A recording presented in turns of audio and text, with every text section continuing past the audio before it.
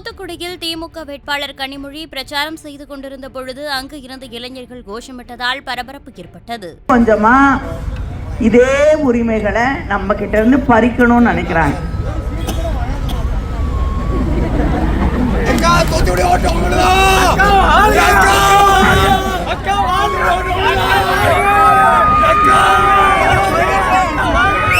அதனால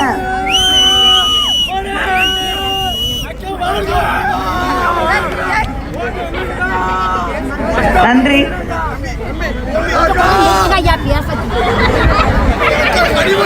ஒரு நிமிஷம் பேசி முடிச்சிடுறேன்.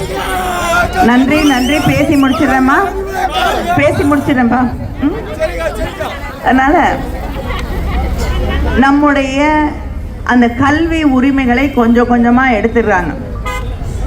நம்முடைய பிள்ளைகளுடைய எதிர்காலத்தை நாசம் செய்யக்கூடிய ஒரு ஆட்சி, மத கலவரங்களை உருவாக்கி அதிலே ஓட்டு வாங்கிடலாமா அப்படின்னு தொடர்ந்து நினைக்கக்கூடிய ஒரு ஆட்சி, யாருக்குமே பாதுகாப்பு இல்லாம ஒரு சூழலை உருவாக்கி கொண்டிருக்கக்கூடிய ஆட்சி பிஜேபி என்பதை நாம் மறந்துவிடக் கூடாது.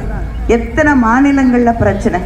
செய்திகளை உள்ளது உள்ளபடி தெரிந்து கொள்ள ரெஃப்ளெக்ட் நியூஸை சப்ஸ்கிரைப் பண்ணுங்க.